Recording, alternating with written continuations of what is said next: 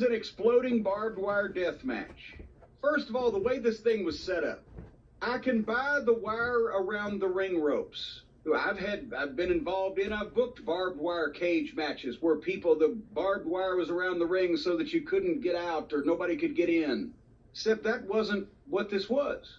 They just wrapped barbed wire around the ring ropes, but it wasn't on one, there was nothing on one side where the stage side was, so everybody could just get in and out freely. And if they didn't want to bother to go to the stage side, they could just drop down and roll out under the bottom rope. And the rest of it, barbed wire boards leaned up against the turnbuckles, the referee in the hazmat suit. So when they started out, it looked like they might actually know what the fuck they were doing because they were milking using the wire, and it somewhat made sense, and they were trying to push each other into it or whatever. This somehow made sense despite the fact that this is just so visually stupid. And then finally, they go out on the stage, because you can leave the ring enclosed in deadly exploding barbed wire freely. Moxley gives old Harpo 2 little pussy shots with the baseball bat. So the big badass has a chance to hit this guy with a baseball bat, and he pokes him in the gut and gives him another little shot. Now it's completely fake. Thank you for removing all doubt, balding plumber.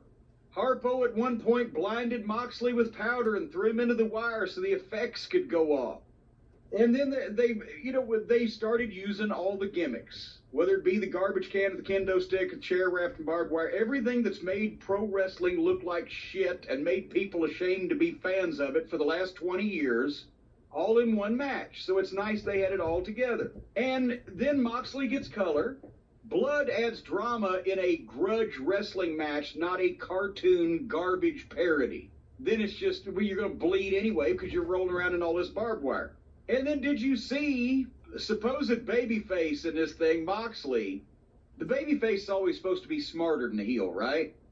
The babyface wraps the barbed wire around his own arm just to clothesline Twinkle Toes. Now, meanwhile, there's a baseball bat laying 5 feet away from both of them, but nobody actually goes for it. It just laid there for 15 minutes.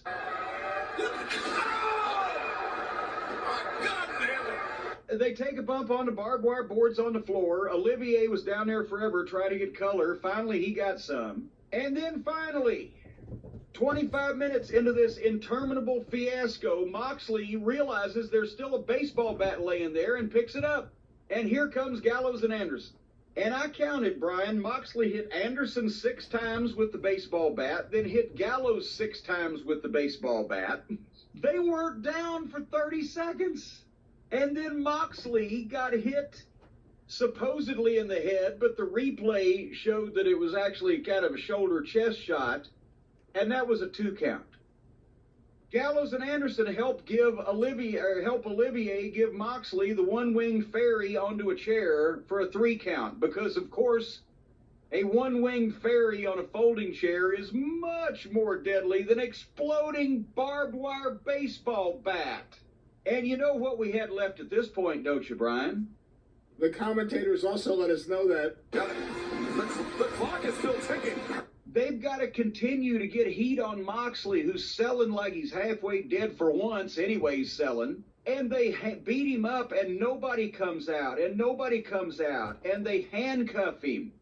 And nobody comes out, and they have to go back, and Olivier's mugging for the camera, and then they go back to getting some more heat on him. And then they're taking the barbed wire bat and raking it over his head, and now the announcers. And finally, a minute left, and Jim Ross's comment. Are those guys stupid? Are these guys stupid? So finally, the heels leave.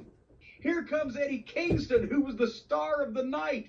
He had frantic body language. He was in a panic. He was looking left and right, trying to get his old friend Moxley, who they've had these wars, but really he deep down still appreciates and loves their friendship. And he's trying to drag this guy out of the ring because, oh my God, the clock is counting down. Bing, bing, bing.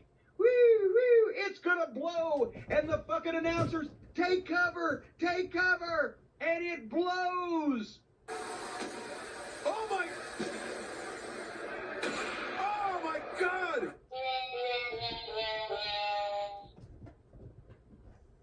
and it looked like Gilbert's sparklers on the ring posts, and the ring didn't blow up, and the fans start booing.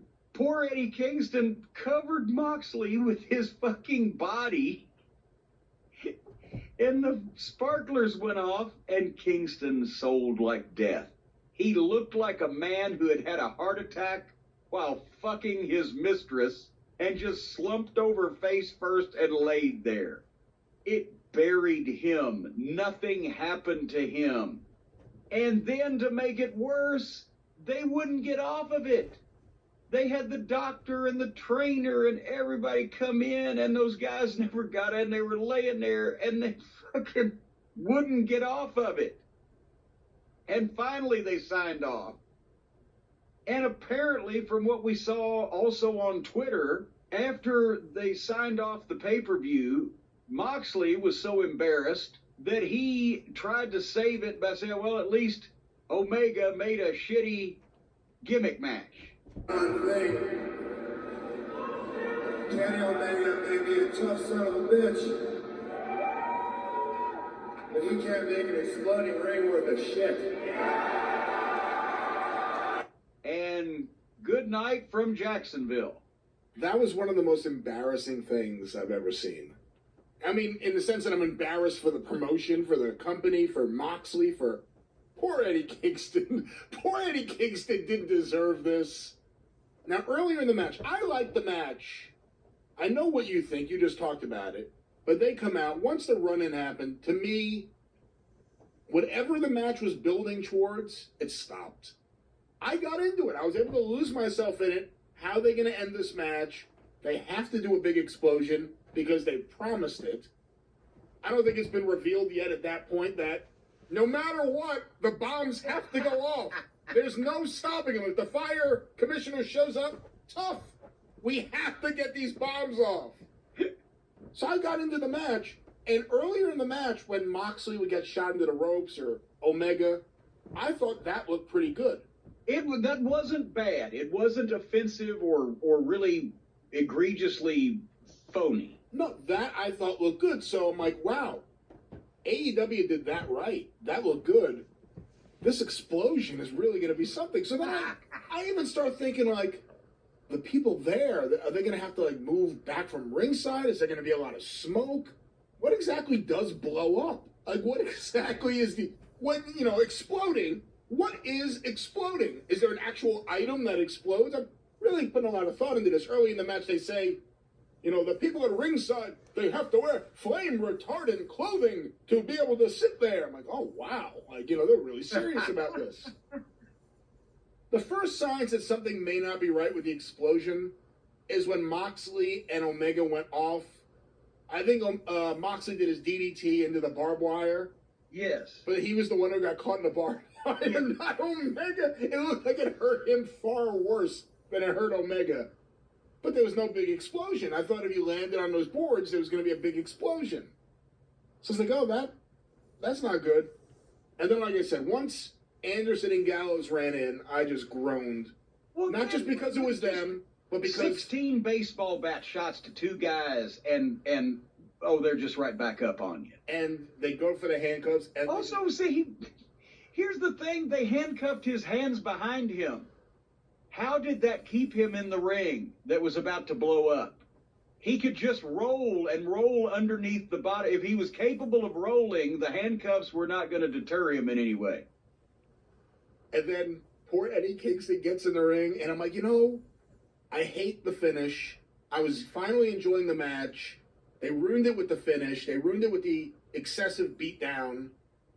But, at least we get this nice storybook ending of, feud of the year, Eddie Kingston and Moxley. Eddie Kingston comes, sacrifices himself to save Moxley. I don't know how that worked. He really did look panicked. He was like, oh he my was God, great. There's nothing else to do.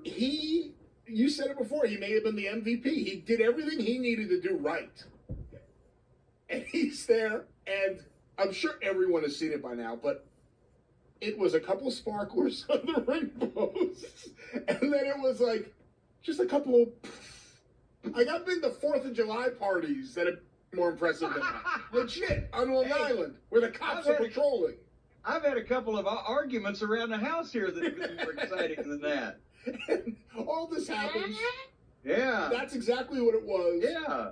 And you hear the fans. It's not as audible as it is on some of the fan footage I've seen, but the fans start booing. Well, that's because they turned the crowd mics down as soon as they really, because it was it rumbled low at first, and as they realized that's what it was, then it got bigger. And poor Eddie Kingston is selling it like he's dead.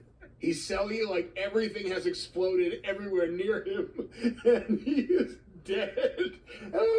So, I mean, we'll talk about Tony Khan's explanation in a moment, but when they try to pretend like this was the intended result, no. The fact that the commentators weren't in on it, and Eddie Kingston sold this like he died,